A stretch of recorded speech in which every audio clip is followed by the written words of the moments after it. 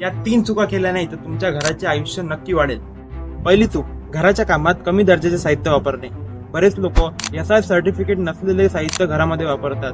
त्यामुळे क्रॅक्स, पाणी गळती आणि यासारखे अनेक प्रॉब्लेम निघून येतात. त्यामुळे तुमच्या घराला खूप मोठं नुकसान लागू शकते. आणि यासाठी ISI ट्रेडमार्क असलेले वस्तू वापरा. स्टील, सिमेंट आणि विटा या सगळे चांगल्या क्वालिटीचे वापरा आणि याची कॉन्ट्रॅक्टर कडून रिसिप्ट घ्या. दुसरी चूक, नीट फाउंडेशन आणि मातीचा तपास न करणे. मातीचा तपास आणि नीट फाउंडेशन नसल्यामुळे भिंती वाकू शकतात आणि तुम्हाला प्रॉब्लेम येऊ शकते. यासाठी सिव्हिल इंजिनियर कडून माती तपासणी करून घ्या.